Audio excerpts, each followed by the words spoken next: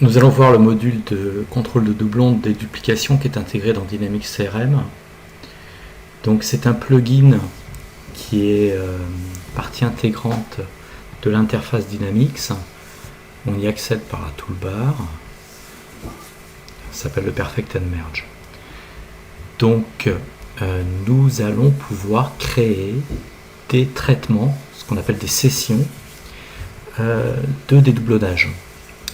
Donc on va en créer une nouvelle, on choisit l'entité, c'est-à-dire si c'est un compte, si c'est un contact, si c'est un lead. Ensuite on va donner un nom à la session, au traitement. Ensuite on va sélectionner la vue associée, c'est-à-dire qui va nous permettre de sélectionner les enregistrements. Donc parmi les vues Dynamics CRM.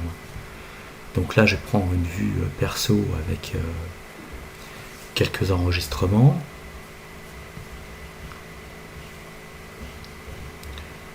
Deuxième étape, on va spécifier les groupes de données qui vont être utilisés pour la déduplication. Alors bon, généralement, sur un compte, c'est les éléments d'adresse. Je peux en enlever, en rajouter. Je peux... par exemple, là, le site web, je l'ai enlevé. Ensuite, je peux donner une priorité.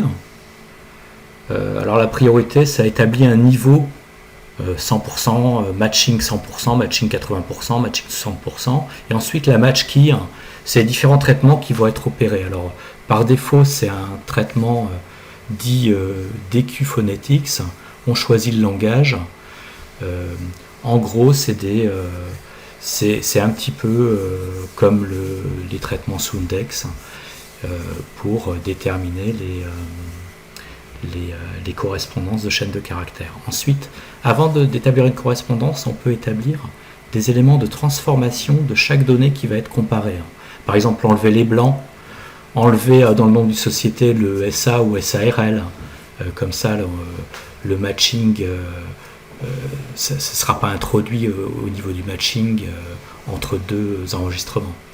Ensuite, on peut établir, il y a un score qui va être effectué sur chaque match, sur chaque doublon, et donc on peut dire ce score, je ne sélectionnerai les doublons que au-delà de 80%, etc.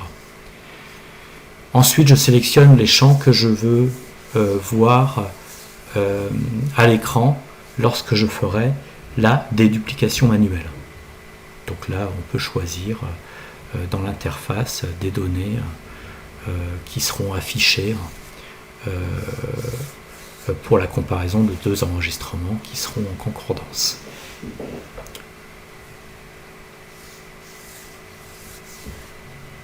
Une fois que j'ai fait ma session, je l'exécute.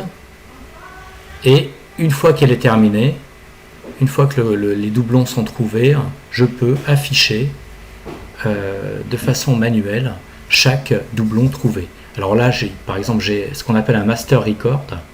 Donc c'est l'enregistrement principal. Et puis j'ai trouvé des correspondances. Là, c'est un duplicate, un doublon. Mais je peux en avoir 2, 3, 4, 5 doublons dans ma base. Et ensuite, je peux, de manière manuelle, dire quelle data je vais transférer dans mon enregistrement master à partir du doublon. Je peux aller voir également, j'ai un bouton qui me permet d'aller voir le détail dans Dynamics CRM de chaque enregistrement. Une fois que j'ai fait, une fois que j'ai sauvegardé mes modifications, je peux à ce moment-là laisser la main à Dynamics CRM pour faire le merging des doublons. Alors c'est un traitement standard dans Dynamics CRM. Je l'active une fois que j'ai terminé mon dédoublonnage manuel. Ce qu'il va faire, ce traitement, c'est qu'il va invalider, il va désactiver le doublon dans ma base de données. Donc on laisse Dynamics CRM faire son traitement derrière.